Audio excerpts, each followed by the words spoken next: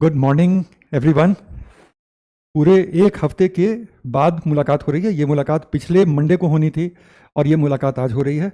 बीच में viral fever की वजह से मैं बहुत ज़्यादा परेशान रहा और हालांकि एक सुबह की छोटी ऑफलाइन क्लास हो रही थी, लेकिन उन दिनों काफ़ी ज़्यादा सांस लेने की थोड़ी दिक्कत हो गई थी। तो इस वजह से मतलब एक साथ बहुत सारी क्लासेस मैं नहीं ले पा रहा था, लेकिन अब शुरू हो गई है। मैं भी पूरी तरह से रिकवर हो गया हूं और इस हफ्ते अगले 2-3 क्लासेस में हम लोग अपने डिजास्टर मैनेजमेंट के पार्ट को कर लेंगे।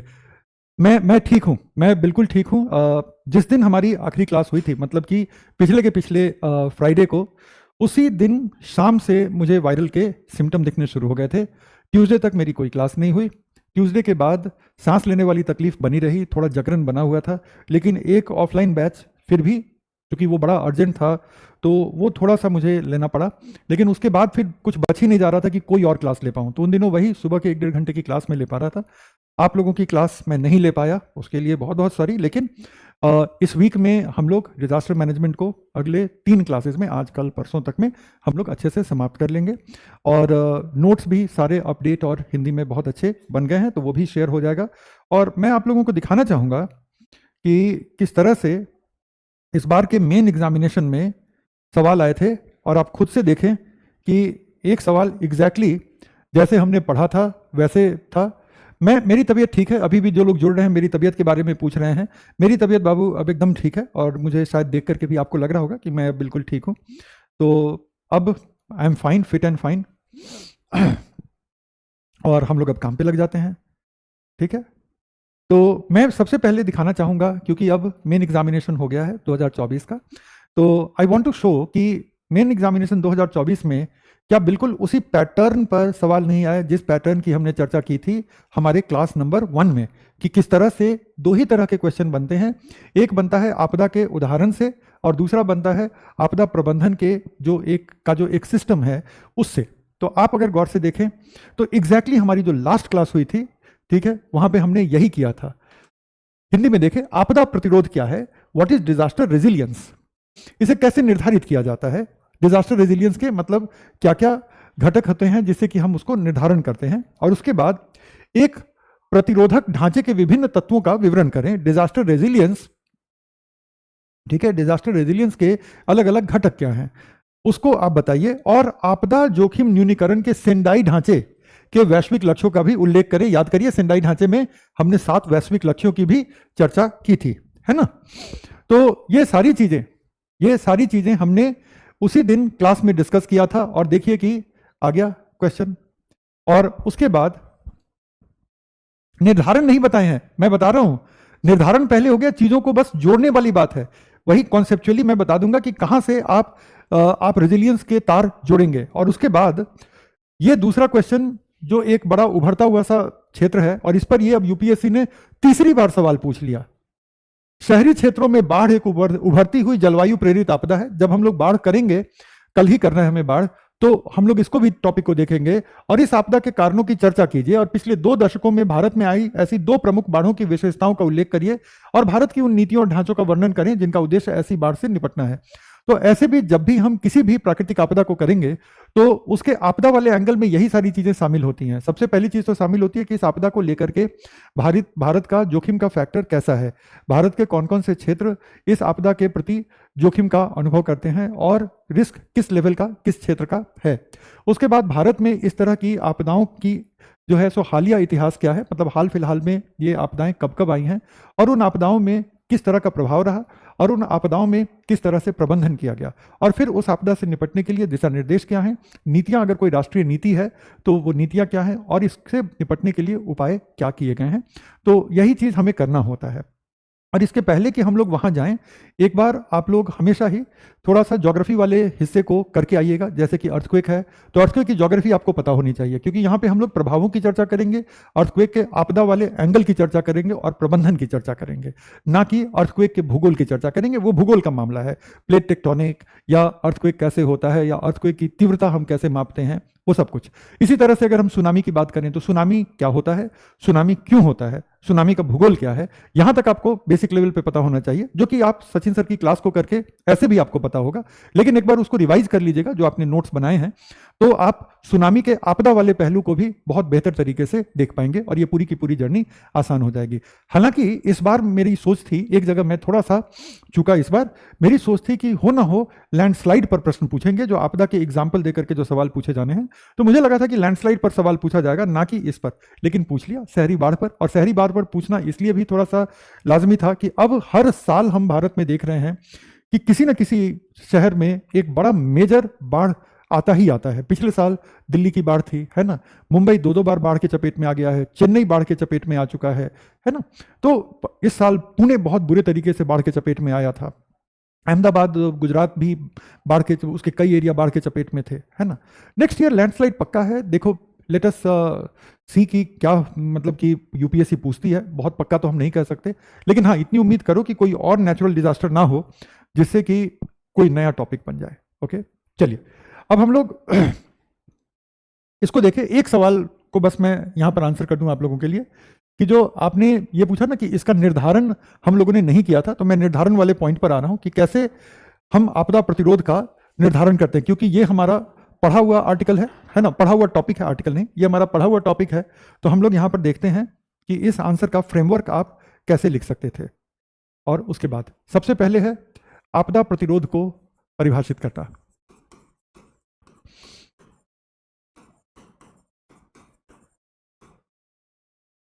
इसका दूसरा हिस्सा है इसका निर्धारण।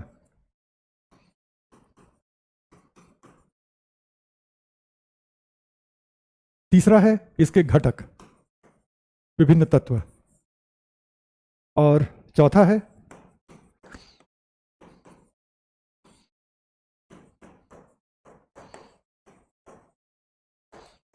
सेंडाई के साथ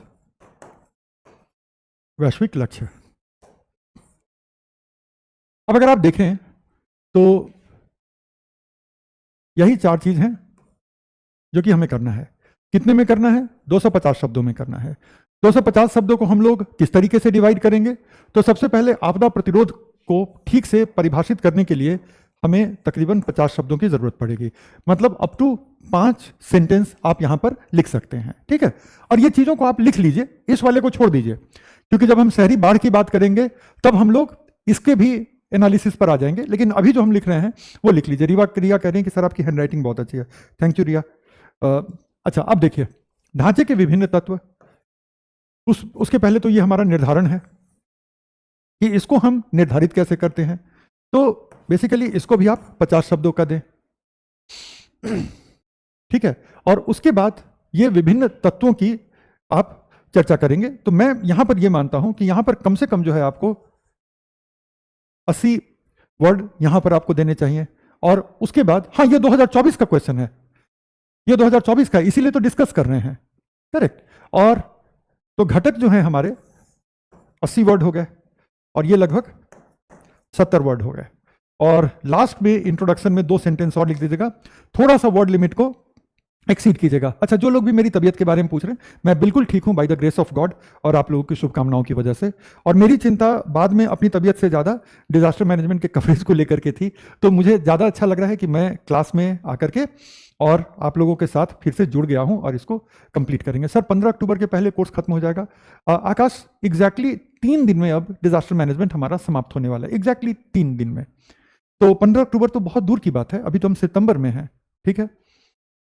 तो अब अगर आप ऐसा क्वेश्चन 2025 में आएगा, देखो क्वेश्चन का फ्रेमवर्क तो ऐसा ही रहता है। हम लोग पहली वाली क्लास में डिस्कस भी किए थे कि आपदा प्रबंधन से 2 ही तरीके के क्वेश्चन आते हैं। एक है आपदा प्रबंधन का जो कंसेप्चुअल एक फ्रेमवर्क है, उस पर जो अंतर्राष्ट्रीय व्यवस्था है, उस पर जो भारतीय व्यवस्था है, उस पर एक तरह का प्रश्न बनता है। और दूसरा सवाल जो बनता है आपदा प्रबंधन पे, वो बनता है किसी आपदा का एग्जाम्पल लेकर के उस पर अगर क्वेश्चन बनाया जाए। अब हम आते हैं जो निर्धारण वाला सवाल था, आपदा प्रतिरोध क्या है, ये तो ठीक है, इसका निर्धारण हम कैसे करते हैं। और उसके बाद विभिन्न तत्वों की चर्चा हमने क्लास में की हुई थी, तो वो तो डायरेक्टली थी, ठीक है। घटक में कितने वर्ड्स लिखे हैं? घटक में 80 वर्ड्स लिखे हैं बेटा, 80 वर्ड्स लिखे हैं। निर्धारण है 50 का, ये भी है 50 का, और ये सेंदाई है हमारा 70 का, ठीक है ना। अब हम सीधा सीधा निर्धारण पर आ जाते हैं, क्योंकि निर्धारण ही हमारा मुख्य मुद्दा था, है ना। सेंडाई के लक्ष्यों की चर्चा आपके साथ हो चुकी है।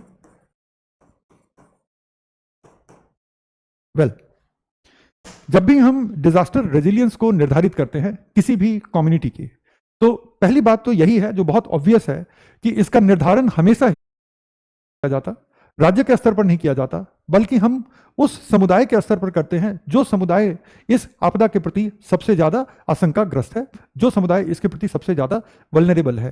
क्योंकि जब आप समुदाय के लेवल पर कभी भी रेजिलियंस की चर्चा करते हैं तो वो सबसे ज्यादा प्रभावी रेजिलियंस होती है, क्योंकि आपदा किसी पूरे देश को प्रभावित नहीं करती है, डायरेक्टली हिट करती है किसी न किसी समुदाय को। तो इसका सबसे पहला पॉइंट तो यही होता है कि इसका निर्धारण जो है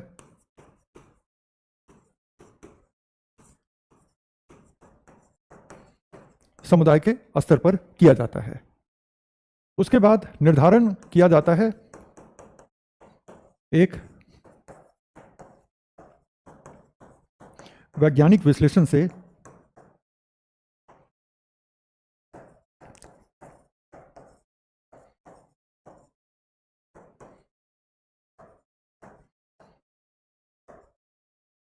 विभिन्न घटकों के मूल्यांकन के बाद। ठीक है, तो किसी भी आपदा के जोखिम के प्रति अलग अलग घटक होते हैं, उसके मूल्यांकन के बाद, उसके मूल्यांकन के वैज्ञानिक विश्लेषण से ही हम इसका निर्धारण करते हैं। तो जो मुख्य घटक है हमारे निर्धारण के लिए,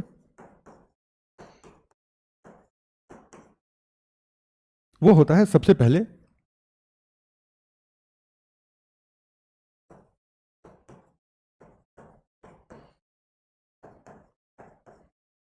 जोखिम निर्धारण, और दूसरा होता है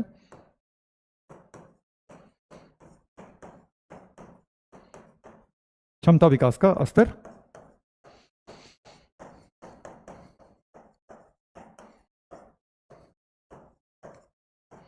जोखिम के सापेक्ष। ठीक है, और जब हम जोखिम निर्धारण की बात करते हैं, हाँ ये लिख लीजिए ताकि आप जो है इसको समझ सके कि अगर निर्धारण वाला फैक्टर जिसमें कि हमें 5 पॉइंट देने थे तो वो 5 पॉइंट क्या होने चाहिए थे। तो सबसे पहले तो किसी भी सेक्शन की शुरुआत करेंगे तो आप यही बताएंगे कि कभी भी हम डिजास्टर प्रतिरोध या आपदा प्रतिरोध का निर्धारण करते हैं वो समुदाय के स्तर पर इसका निर्धारण किया जाता है, और आपदा जोखिम के विभिन्न घटकों के मूल्यांकन के वैज्ञानिक विश्लेषण के आधार पर इस निर्धारण को किया जाता है। और इसके बाद आपदा प्रतिरोध हमने किया है पिछली क्लास में। एक बच्चा पूछ रहा है हमसे कि ये क्या है, तो आप याद करें कि हमने पिछली क्लास में इस टॉपिक को टच किया था, और इस टॉपिक को कैसे टच किया था। इस टॉपिक को हमने ऐसे टच किया था डिजास्टर रेजिलियंस और डिजास्टर रिस्क रिडक्शन के फ्रेमवर्क की, है ना। और फिर जो नोट्स भी, कंक्लूजन तो मैंने लिखा ही था कि कंक्लूजन कम से कम 20 शब्दों का होना चाहिए, और इसमें नोट्स भी होगा आपका, तो नोट्स में भी यही पॉइंट आपको मिलेंगे, है ना। अब हम आते हैं अगर जोखिम के निर्धारण पे, तो जोखिम के निर्धारण पे सबसे पहले तो जो है वो है आपदा की प्रवणता कितनी है या आपदा की संभावना कितनी है।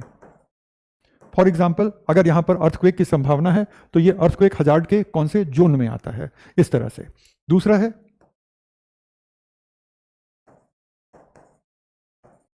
स्थानीय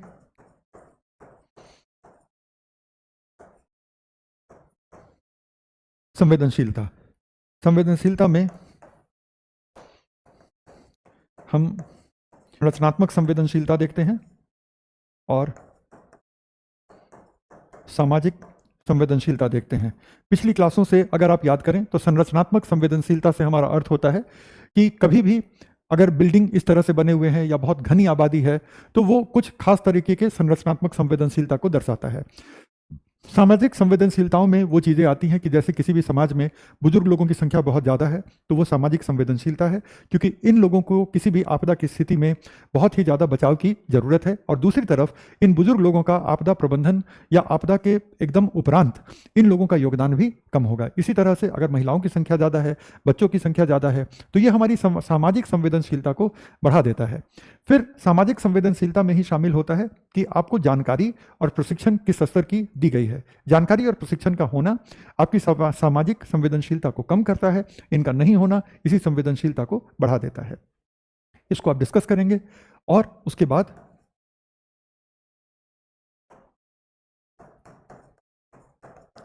संस्थागत कमजोरियां। संस्थागत कमजोरियों की बात की जाए तो क्या इसको लेकर के कोई आपदा राहत बल है, क्या इसको लेकर के इस तरह की एजेंसियों को तैनात किया गया है उस एरिया के आसपास जहां पर प्रवणता या संभावना ज़्यादा है, जहां पर स्थानीय संवेदनशीलता का स्तर ज़्यादा है, तो क्या उस तरह की टुकड़ियों को ऑलरेडी प्रशिक्षित किया गया है, तैनात किया गया है, उनके बीच समन्वय की स्थिति क्या है? अगर ये चीज़ें कम हैं तो संवेदनशीलता बढ़ती है, अगर ज़्यादा है तो संवेदनशीलता कम होती है। जितनी कम संवेदनशीलता उतनी ज़्यादा आपकी प्रतिरोधक क्षमता उस आपदा के प्रति कि जोखिम अगर हो भी जाए तो वो आपदा का स्वरूप न लेगा। और फिर क्षमता के विकास का स्तर क्या है? सबसे पहले जोखिम मानचित्रण की जो हैजार्ड के जोन हैं वो आपके पास हैं कि नहीं? आपके पास पूर्वानुमान और चेतावनी की व्यवस्था है कि नहीं है?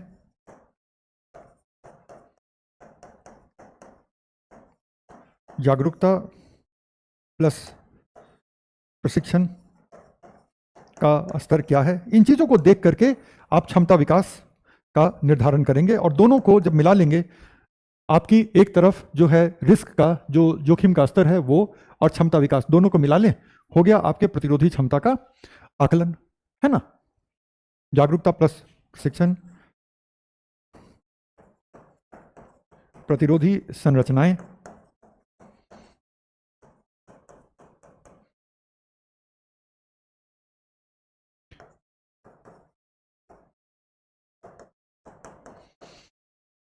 आपदा बलों की तैनाती और समन्वय वगैरह, इन चीज़ों को आप मिला लें। अब आप ये चार्ट खुद से देखें, मैंने थोड़ा सा छोटा किया है आप लोगों के लिए।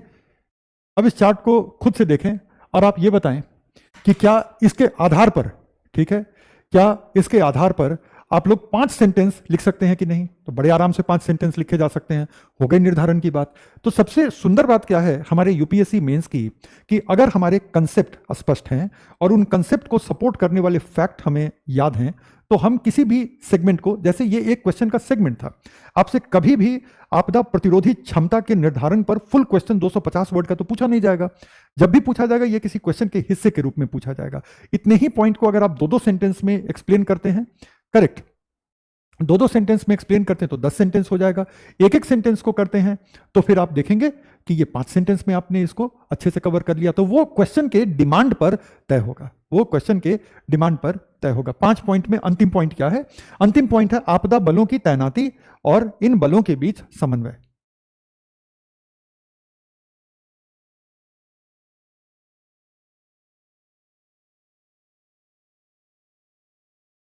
आपदा बलों की तैनाती और इनका समन्वय,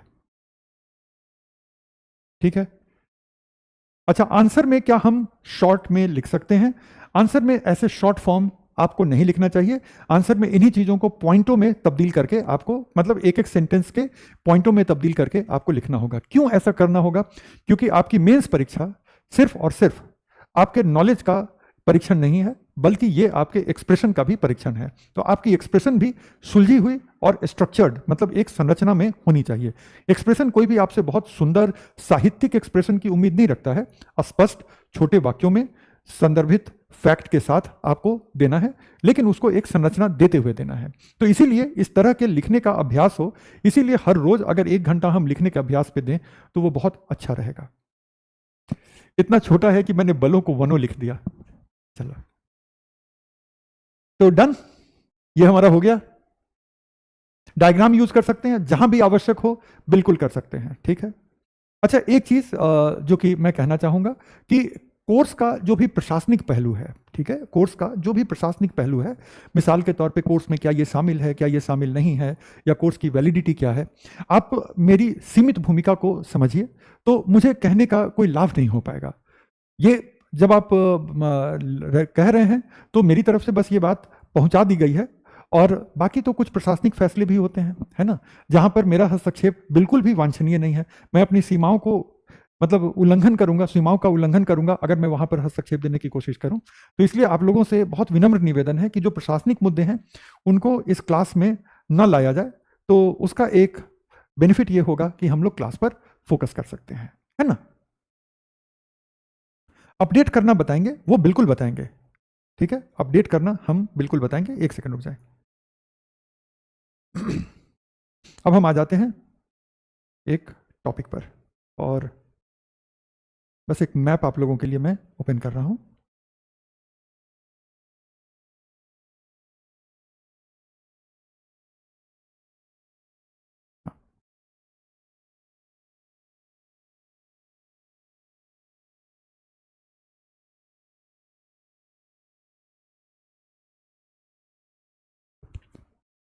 अब हम आ गए एक मैप पर, लेकिन उस मैप पर आने के पहले अब मैं कुछ बताता हूं।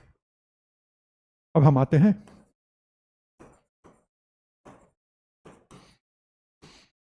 आपदाओं का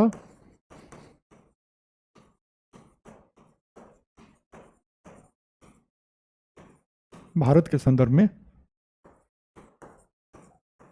विवरण। यह हमारा एक दूसरा सेगमेंट है, जिसको कि हम अगले 3 और बहुत हुआ तो गुरुवार की क्लास लगेगी शुरू में, मतलब आधे घंटे 40 मिनट की ही ज़रूरत पड़ेगी, लेकिन इसका एक हम फ्रेमवर्क तैयार कर लेते हैं, ठीक है। तो आज से शुरू करके प्रयास रहेगा बुधवार तक समाप्त करें। अगर अपडेट वगैरह के डिस्कशन के लिए हमें मिलना होता है गुरुवार को, तो हम लोग गुरुवार को इस चीज़ को थोड़ा सा और जोड़ लेंगे, करेक्ट। तो अब आइए इधर, सर हिंदी के साथ इंग्लिश भी ऐड करें, अच्छा ठीक है रुपेश, मैं ध्यान रखता हूँ। अच्छा, तो बेसिकली यहाँ पे मैं कह रहा था description of disasters in India, और देखो नोट्स तो बाइलिंगुअल रहेगा ना।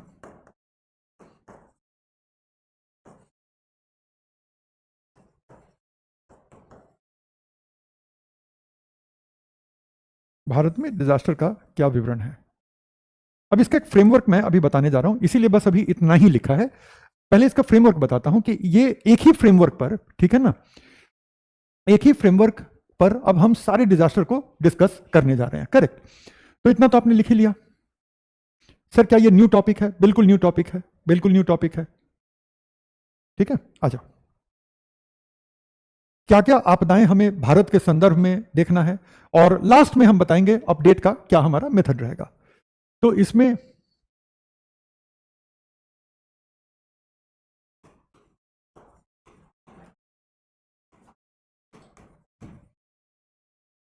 प्रमुख आपदाएं क्या क्या हैं भारत के संदर्भ में, जो एग्जाम में हमारे लिए जरूरी है। भूकंप, अर्थक्वेक्स मतलब हुआ,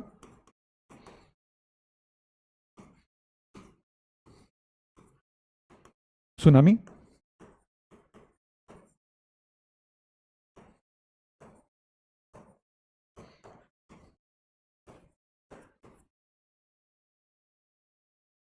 भूस्खलन,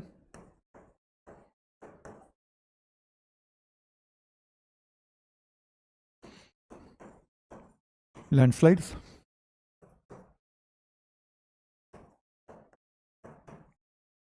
चक्रवात,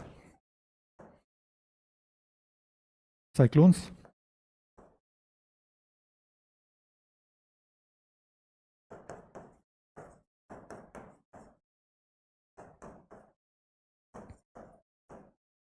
बादलों का फटना, क्लाउड बर्स्ट जिसको कहते हैं,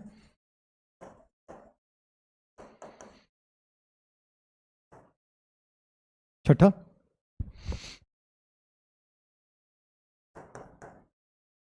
बाढ़, और बाढ़ में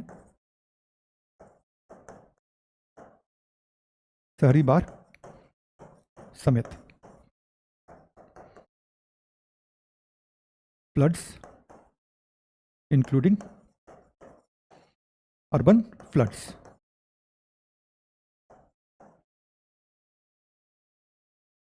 इसके बाद कुछ अन्य।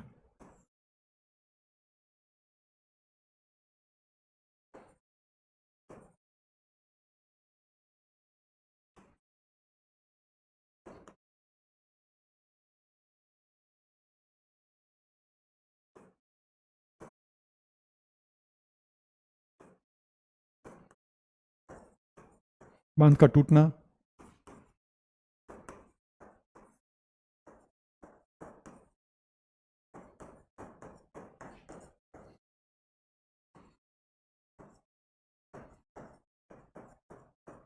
बड़ी औद्योगिक दुर्घटनाएं,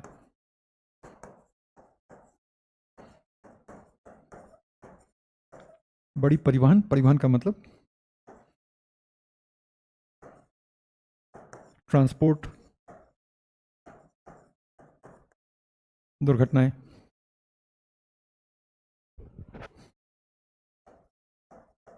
सूखा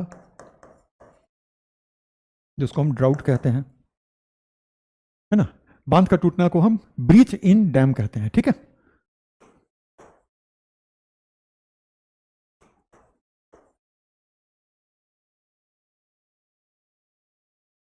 ये इंडस्ट्रियल एक्सीडेंट्स हो गए,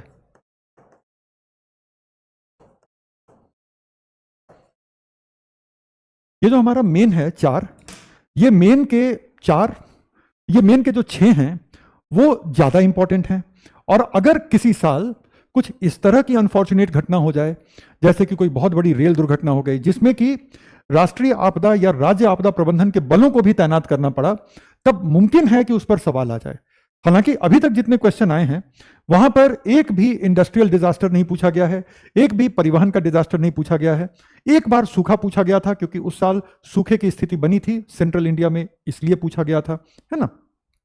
हीट वेव एक एनवायरमेंटल प्रॉब्लम है, लेकिन हीट वेव अभी इस लेवल पे नहीं पहुंचा है कि वो डिजास्टर का रूप ले ले, तो इसलिए मैंने हीट वेव यहां पर जोड़ा नहीं है। हालांकि हीट वेव में लोगों की मृत्यु भी होती है, हीट वेव से लोगों के हेल्थ पर भी बुरा इंपैक्ट पड़ता है, हीट वेव से कहीं ना कहीं अगर हम देखें तो फसल पे भी इंपैक्ट पड़ता है। बावजूद सबके अभी हीट वेव को हमने डिजास्टर में नहीं इंक्लूड किया है। बायोलॉजिकल डिजास्टर की बात हमेशा होती है, वो मैनमेड हो सकता है या नॉर्मल कोई भी एपिडेमिक के फैलने से, लेकिन मेरा अब ये मानना है, हालांकि मैं गलत भी हो सकता हूं, और वो ये कि कोविड के 4 साल तक अगर बायोलॉजिकल डिजास्टर नहीं पूछा गया तो अब तो मुश्किल ही लगता है कि बायोलॉजिकल डिजास्टर पूछा जाएगा। लेकिन बावजूद इसके अगर कुछ और मुझे यहां जोड़ना हो, है ना, अगर कोई एक टॉपिक और मुझे जोड़ना होगा तो वो है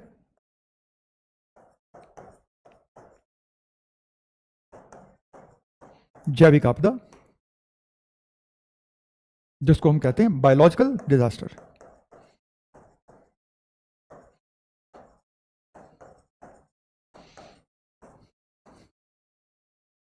तो अगर ऐसे देखें तो यहां भी ये हमारे सेकंड प्रायोरिटी वाले हैं।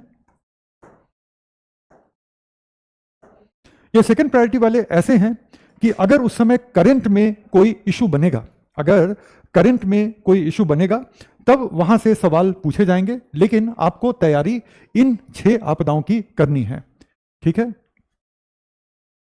अच्छा, कोर्स के बाद एक विशेष क्लास की प्रार्थना है ताकि परीक्षा से जुड़े हुए डाउट्स पूछ लें, ठीक है। चलो, वो क्लास हम लोग थर्सडे को कर लेंगे। अब मैं जब स्वस्थ हो चुका हूं तो क्लास के लिए आने में मुझे कहीं कोई दिक्कत नहीं है, मैं 11 बजे आ जाऊंगा। अगर थर्सडे तक हम लोग टॉपिक पे बने रहे तो फ्राइडे को कर लेंगे, ठीक है ना। ग्लेशियर का पिघलना ग्लोफ नहीं होगा क्या? आएंगे, उस पर भी आएंगे, ग्लोफ पे आएंगे, सिक्किम वाली घटना के बाद तो आएंगे ही। ठीक है आकाश, तो आपके प्रश्न का जवाब मैंने दे दिया है। जंगलों के आग लगना वो भारत के वनों की समस्या है, लेकिन वो आपदा नहीं है। आपदा इसलिए नहीं है कि अगर हम स्थानीय समुदाय के स्तर पर इसके प्रभावों की चर्चा करें तो हम पाते हैं कि स्थानीय समुदायों को ये उतना ज़्यादा नहीं प्रभावित करता जितना कि हमारे फॉरेस्ट इकोसिस्टम को प्रभावित करेगा। इसीलिए इसको हम उस तरह से आपदा की श्रेणी में नहीं रखा है, ठीक है। चलिए, तो हमारा प्रयास होगा कि हम ये सब जो है बाढ़ और थोड़ा सा ग्लेशियर लेक के बर्स्ट का, ठीक है, जो ग्लॉफ वाला मामला है, तो उसके संदर्भ में हम लोग ये 7वें को करेंगे क्लास में, और बाकी ये सब जो है इस पर छोटा छोटा हमारे इसमें नोट्स में शामिल रहेगा। ओके, तो ये 7 को हम लोग क्लास में जोड़ के करेंगे, और ये बाकी के जो 4 हैं, 7 के बाद 4 बचेंगे, बड़ी औद्योगिक दुर्घटना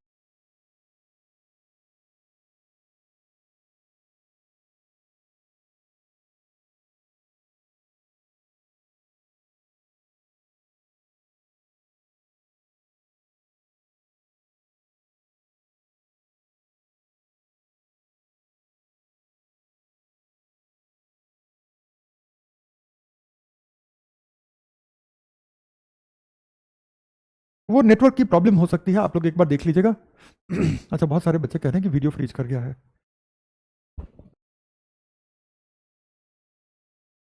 अच्छा, अब ठीक हो गया होगा, है ना?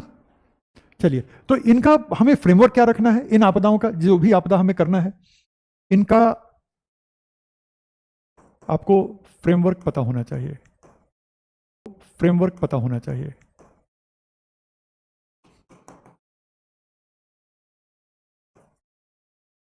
पहला,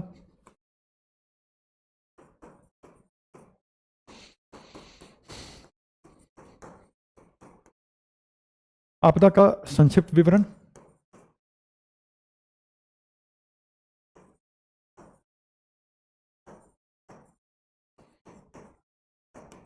ब्रीफ डिस्क्रिप्शन एंड डेफिनेशन, कि आपदा के संदर्भ में इसको परिभाषित कैसे किया जाता है। ऑफ द डिजास्टर और हजार्ड। इसके बाद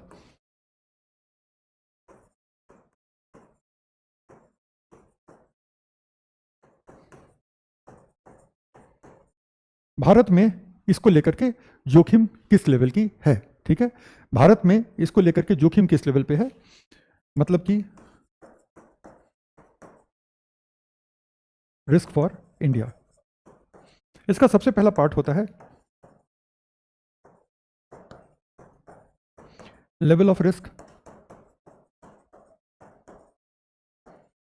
जोखिम का स्तर, और दूसरा होगा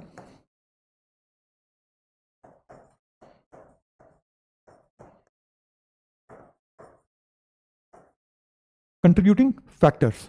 कंट्रीब्यूटिंग फैक्टर्स से मेरा मतलब यह है कि जो भी जोखिम का स्तर है किसी एक आपदा को लेकर के, उस जोखिम का वो स्तर क्यों है, कौन कौन से ऐसे कारक हैं जो जोखिम के उस स्तर को बढ़ाते हैं। कम से कम 5 कारक आपको स्पष्ट रूप से पता होने चाहिए, और हो सकता है कि उसमें जलवायु परिवर्तन एक कारक बन के कई बार उभरता है।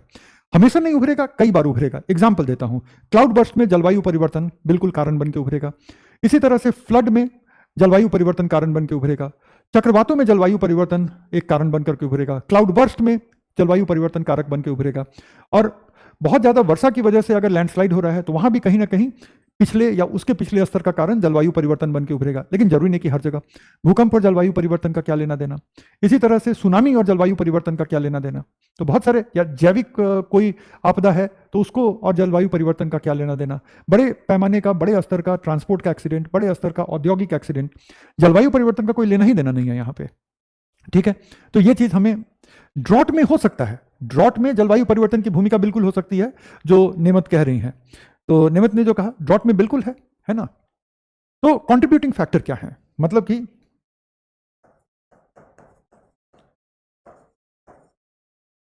यहां पे किन कारक घटकों की हम चर्चा कर रहे हैं। तो भारत में जोखिम, जोखिम का स्तर और कंट्रीब्यूटिंग फैक्टर, और तीसरा ससेप्टेबल रीजन्स, कि कौन से वैसे क्षेत्र हैं जहां पर इसका जोखिम ज्यादा है, ठीक है?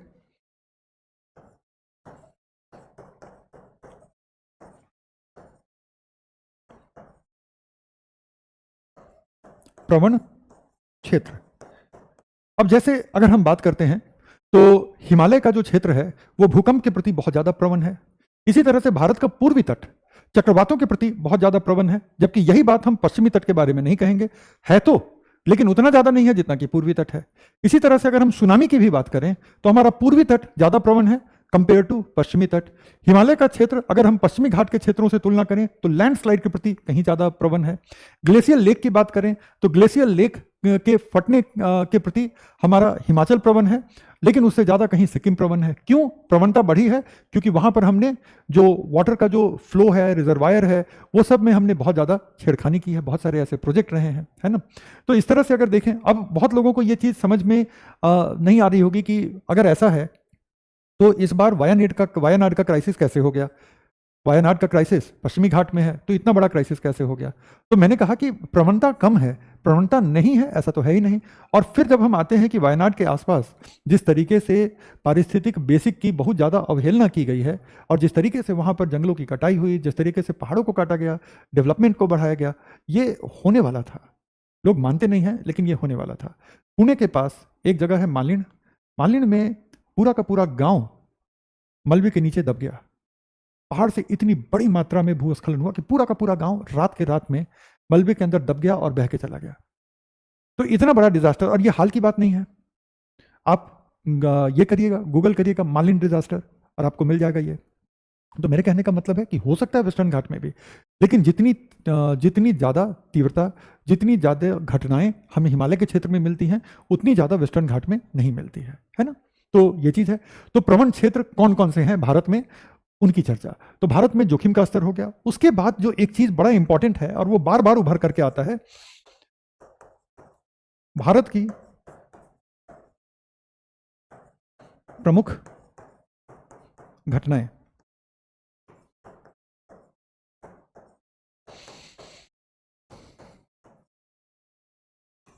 मेजर इंसिडेंसेस इन इंडिया, ठीक है।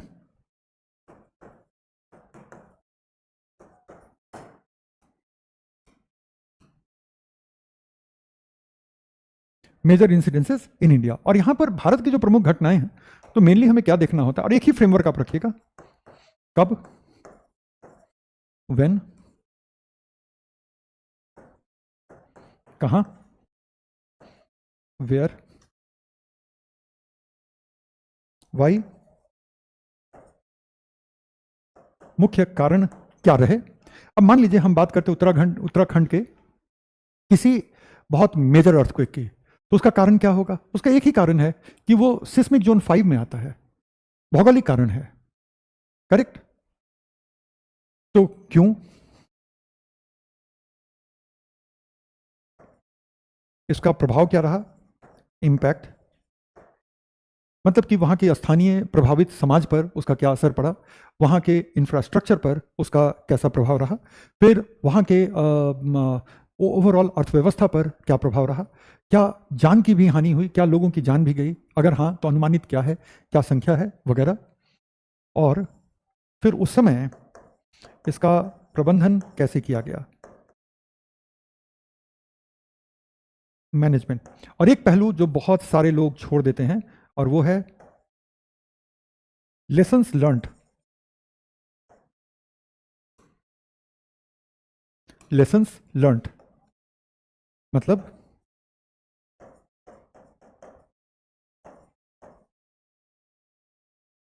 भविष्य के लिए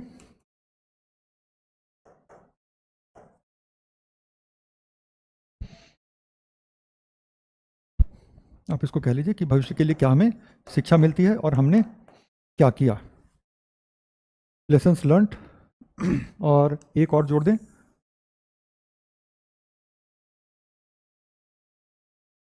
तो आगे के लिए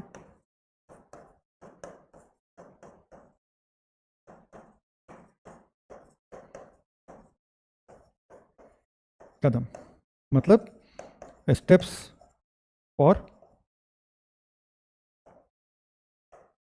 फ्यूचर।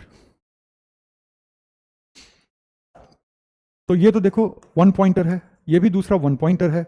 इसमें मुश्किल से 5 पॉइंट आते हैं, है ना। ये सिंगल पॉइंट है, ये सिंगल पॉइंट है, मुश्किल से यहाँ पे 5, मतलब मैं तो कहूँगा कि 3 से लेकर के 5 पॉइंट तक आ सकते हैं। तो 5 पॉइंट मैक्स होते हैं, बहुत होगा तो 6 हो जाएगा।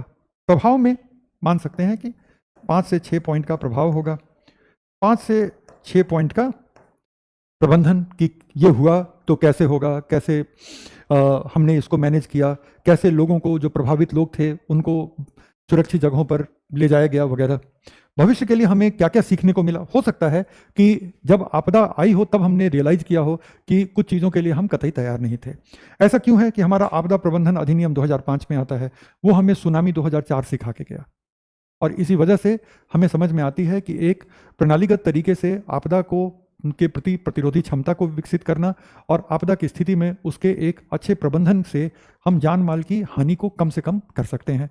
तो हमें वो समझ में आई ना, आगे के लिए हमने सीख ली और फिर आगे के लिए बहुत सारे कदम उठाए। तो यहाँ पर हम मान लीजिए कि 4-5 पॉइंट यहाँ भी हमें मिलेंगे, और यहाँ भी तकरीबन वही 4-5 पॉइंट मिलेंगे।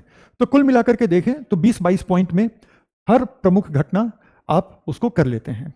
उसके बाद आता है कि इसको लेकर के किसी क्षेत्र में छोटी आपदा को उतना ही महत्व देना होगा जितना बड़े, बिल्कुल नहीं। पुष्कर, आपका जो सवाल था, हम हमेशा आपदा को उस नज़रिए से देखते हैं कि वो कितने ज़्यादा लोगों को इम्पैक्ट कर रहा है। यहाँ पर हम भौगोलिक क्षेत्रफल की बजाय हमारा फोकस होता है कि यहाँ पर कितने बड़ी संख्या में लोग, और लोगों के बाद वहाँ की जो आधारभूत संरचना है, मतलब इंफ्रास्ट्रक्चर, और फिर वहाँ की अर्थव्यवस्था को किस तरह की क्षति पहुँची। तो अक्सर हम लोग आपदा को जब असेस करते हैं कि यह आपदा कितना गंभीर था, क्या था, तो हमेशा ही हम आपदा को लोगों पर पड़ने वाले प्रभाव और फिर आर्थिक और आधारभूत संरचनाओं पर पड़ने वाले प्रभावों के मद्देनजर आपदा को हम हमेशा देखते हैं। करेक्ट। उसके बाद ये भारत की प्रमुख घटनाएं हो गई। इसके बाद फोर्थ होगा भारत की नीतियां,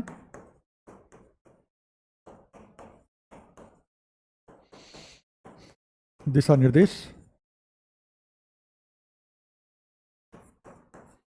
एवं अन्य प्रतिरोधी पहल। Means policies, guidelines and other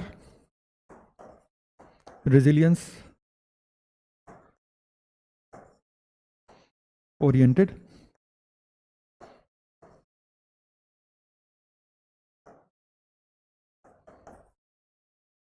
actions of India. बस यही 4 चीजें हमें करनी होती है। ठीक है, यही 4 चीजें करनी होती है कि इसको लेकर के भारत ने क्या कोई राष्ट्रीय नीति बनाई है, या मे भी राष्ट्रीय नीति नहीं होगी तो दिशा निर्देश तो पक्के तौर पर होगा, है ना। तो क्या है वो दिशा निर्देश। उसके बाद है कि अगर दिशा निर्देश के साथ साथ भारत ने क्या कोई इस तरह की कमिटी बनाई, क्या इस तरह का कुछ संस्थागत प्रयास किया जिससे कि उस आपदा विशेष के प्रति कोई प्रतिरोधी क्षमता विकसित होती हो, तो बस वो। और अगर आप ये 4 चीजें करते हैं तो हमारे जो 7 आपदाओं को मैंने जिक्र किया है, 6+1 ग्लेशियल लेक बर्स्ट और बांधों का ब्रीच होना, बस इन सबों को आप इसी फ्रेमवर्क में पिरो देंगे। ठीक है, उसी को उड़ीसा की जो रेल दुर्घटना थी उसको आपदा के रूप में बिल्कुल देखा गया है, उसको आपदा के रूप में बिल्कुल देखा गया है। ठीक है, इसी तरह से कोरोना, विशेषकर कोरोना का जो डेल्टा वेव 2021 था उसको भी आपदा के रूप में देखा गया है ना, उसको भी आपदा के रूप में देखा गया।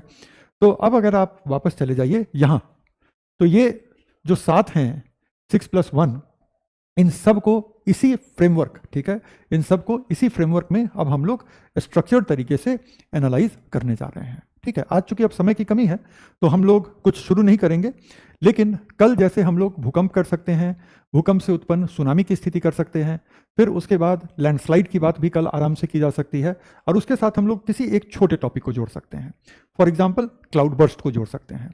तो कल इतना बड़े आराम से, क्योंकि इस पर मैंने बहुत सुंदर इसी फ्रेमवर्क पर फ्लो चार्ट्स आप लोगों के लिए बनाए हुए हैं।